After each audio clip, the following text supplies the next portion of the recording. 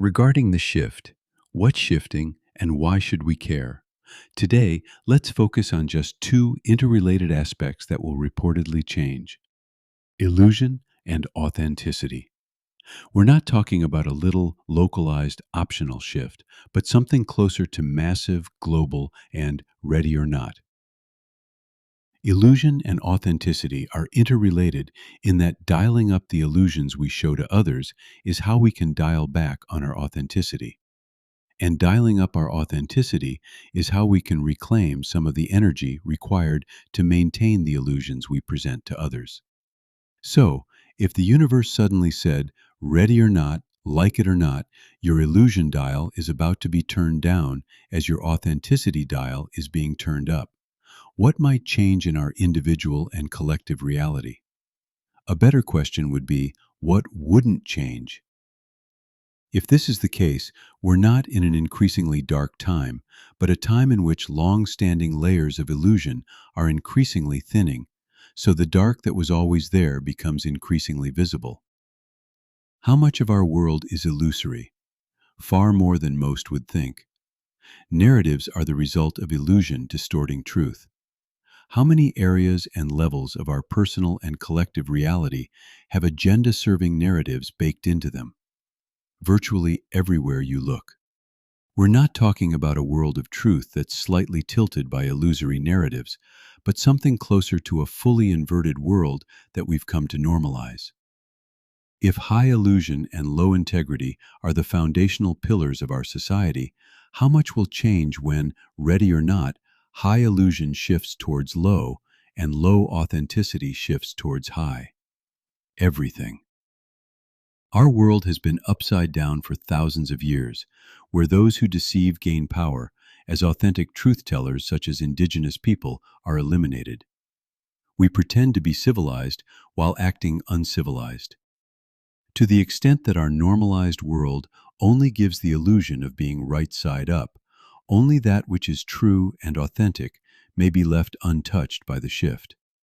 That said, we can personally minimize the disruption to our life by leaning into the higher vibration ends of the capital T truth and capital A authenticity continuums now. On the truth continuum, capital T truth is at the end point representing a level of truth that will still hold up 1,000,000 years from now. On the authenticity continuum, the end point goes way beyond "I say I like cilantro, but I really don't" level of authenticity, or even the level of authenticity we had as an infant. Rather, capital A authenticity is the pure light true self we are between incarnations. As part of this shift towards our true authentic self, as the world is writing itself, we should expect some people and things to be drawn towards us, even as some are pulled away from us.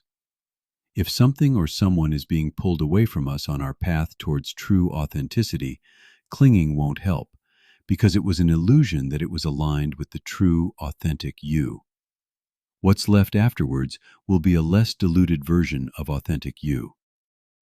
Even if one chose to explore low integrity within a particular incarnation, who we are between incarnations is the pure light of divine authenticity.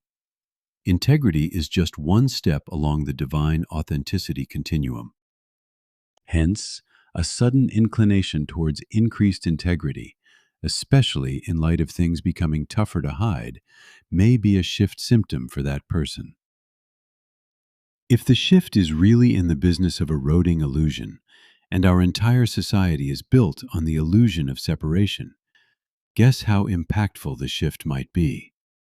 As channeled material from an interdimensional elder puts it, the shift from our current uncivilization towards being a good cosmic neighbor will be felt by virtually all of us, and noticed by far more civilizations and dimensions than we currently know.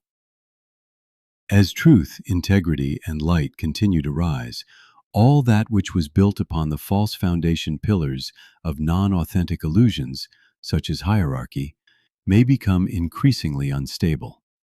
Hence, what's based on judgment, condemnation, powerlessness, etc., may eventually be replaced with that which is based on discernment, compassion, self-sovereignty, and oneness.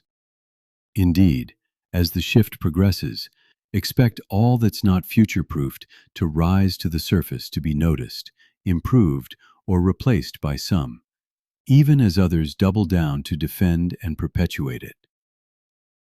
If those false foundational pillars could be visualized as a group of bowling pins holding up our current society, what purveyors of false narratives may fear most is the bowling ball of truth. This bowling ball of truth has existed for millennia, but has been frozen in place by low integrity in government, religion, and science. Frozen in place by those who feared its forward movement might lessen their power, prestige, or privilege. The shift isn't just unfreezing that bowling ball, it's accelerating it.